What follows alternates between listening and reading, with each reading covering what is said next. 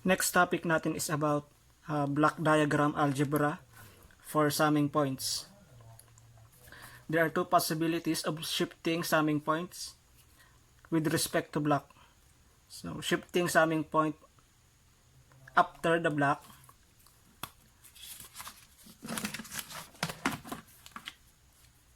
or shifting the summing point before the block. So let us now see what kind of arrangement need to be done in the above two case one by one. So itong shifting summing point na topic na to is ginagamit to sa pag simplify ng block diagram. So magsisimplify na tayo ng block diagram. So preparation lang to. So ginagamit pag simplify series block diagram, parallel, positive feedback and negative feedback. So yun yung mga ginagamit sa block diagram reduction. Tapos itong shifting summing point, so ginagamit to sa block diagram reduction. So consider the block diagram shown in the following figure. Here the summing point is present before the block. So ang summing point, ito yon, yung circle na may x tapos positive. So ang gagawin natin is ililipat natin tong summing point na to after the block. So first, so bago natin ilipat yan, so alamin muna natin yung transfer function nitong block na to. So meron tayong dalawang input, so RS saka XS. So ngayon, pag yung signal na to, yung output nito is, so parang ano lang to, Kirchhoff's current law. So entering is equals to leaving. So entering arrow is RS plus XS. So ito na yung leaving. So ngayon, pag pumasok tong signal nito dito sa block, so i-multiply lang natin. So magi siyang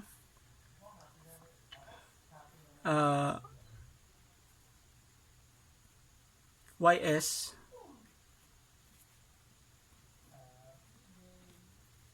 so multiply lang natin GS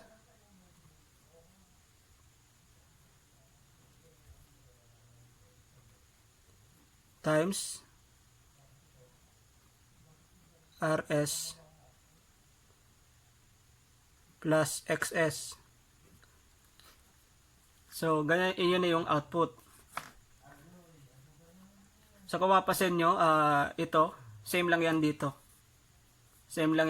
so ito same lang yan, kinompute na natin. So yan yung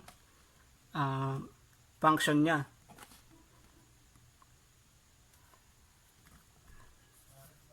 So ngayon, ang gagawin natin is mula dito i-shift natin.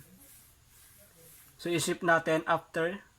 So from before, gagawin natin after. So check natin yung function niya kung anong mangyayari. So yung RS same lang, so yan yung input signal. So ngayon, ilipat natin tong summing point saka yung ano niya, itong signal na to, X of S. So check natin kung ano equation niyan. So ito RS na signal, pag pumasok sa block, magiging siyang GS, RS. While yung ito, entering is equals to leaving, so magiging siyang,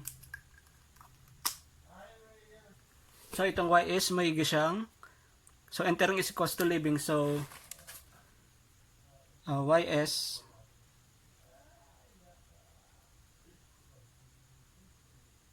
XS plus GS RS.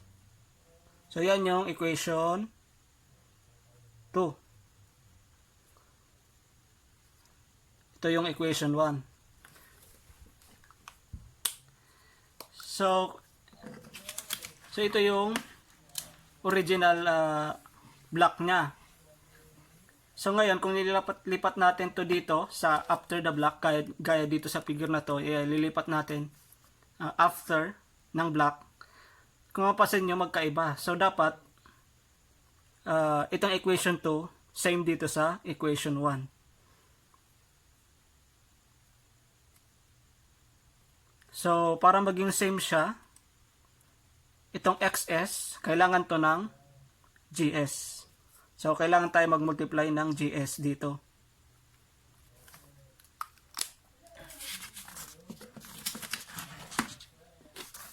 So pwede nyo basahin yung mga nakasulat. So yung output of the block GS is GSRS. So ito na yung equation 2, yung sinolve natin kanina. So ngayon, kung mula dito, kung ililipat natin yung summing point after, so kailangan natin ng GS. So kailangan natin ng GS para itong ginawa natin is equivalent dun sa original na block. So meaning tama yung pag-convert natin. So magiging function niyan is, di ba, itong RS pag pumasok dito sa block magiging isang GSRS. Then ito, pag pumasok dito sa block magiging siyang XSGS. Then yung YS, sum lang ng entering, so GSRS plus XS GS. Kung mapasin nyo, itong equation na to, same na to dito sa equation 1. So same na yan dito sa equation 1, meaning tama na yung pag-convert natin. So tama yung pag-transfer natin itong summing point. So in summary, pag ililipat natin tong summing point na to, so di ba yung sinolve natin na una, dito yung summing point. So yung summary natin, pag nilipat natin itong summing point,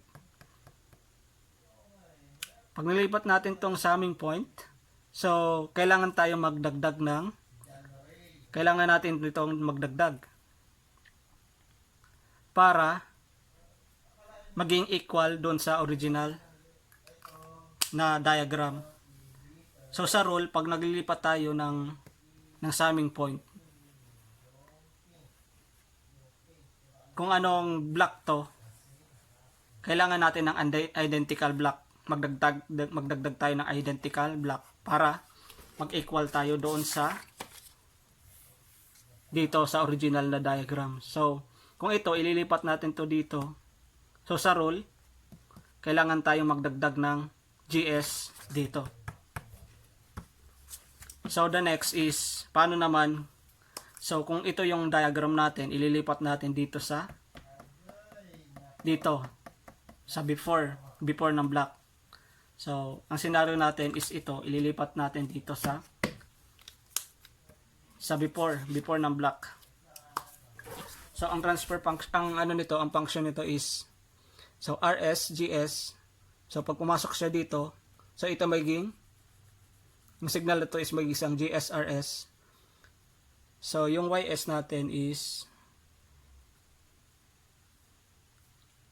equal sa leaving, so entering. So yung leaving is equal sa entering, so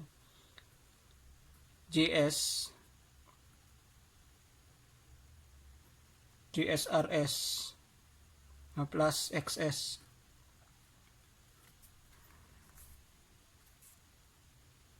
So ngayon, ililipat natin to dito, itong summing point saka itong signal na yun na XS.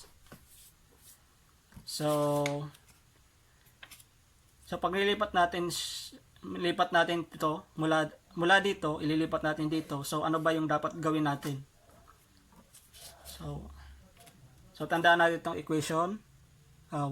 Ito yung equation 1. So ito na yung sinolve natin kanina na equation 1. Ito yung unang equation. So ngayon yung gagawin natin is ilipat natin before ng block. So ang magiging equation niyan, so RS XS, ito na yon yung signal na to, RS plus XS. Yung entering is equal sa leaving, so RS plus XS. While pag pumasok dito sa block na to, itong signal pag pumasok dito sa block, so magiging multiply lang natin to pag pumasok. Diba pag pumasok yung multiply lang natin, so YS. Multiply lang natin GS RS plus XS. So anong nangyari? So kung mapapansin nyo,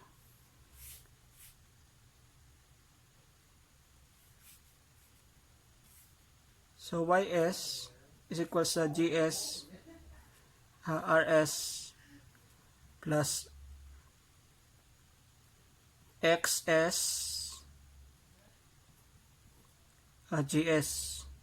So meaning itong paglipat natin is mali. So kailangan natin mawala tong GS. So kailangan mawala yung GS kasi ito yung original na equation niya. So kailangan mawala. So kung kailangan mawala, so kailangan natin mag-multiply dito ng 1 over GS. Para pag tig-multiply mo siya, mawawala, so mag-equal na. Mawawala to. So mag-equal na siya dito. So ang diagram natin is magiging ganito. So magiging ganito dapat. So sa rule kung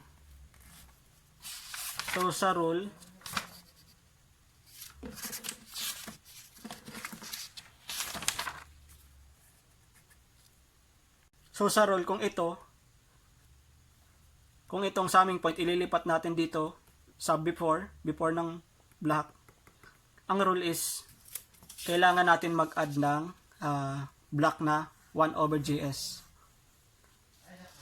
para makancel ito, para mag-equal na siya dito,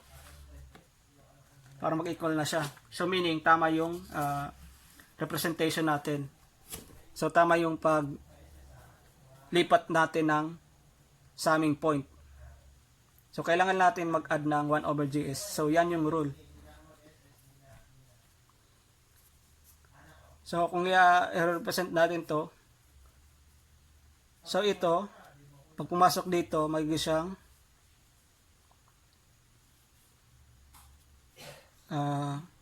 itong signal na to is 1 over GS times XS.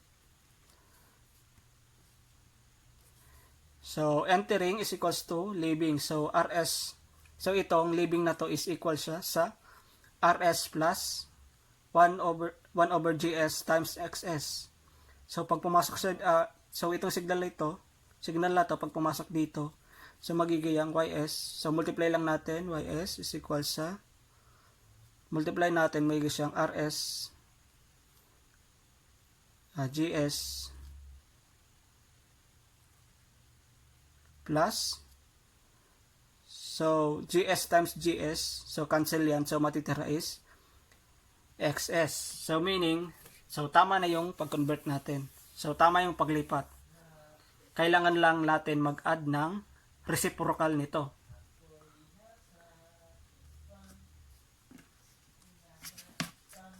Kailangan natin mag-add ng reciprocal nitong block na yan. So mula dito, nililipat natin siya dito.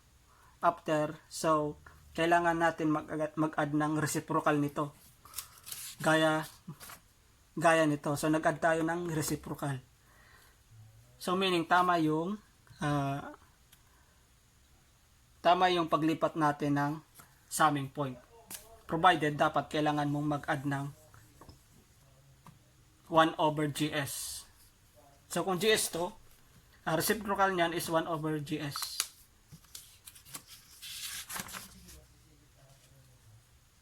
So yung info na yan, kailangan natin yan sa pag-reduce ng block diagram.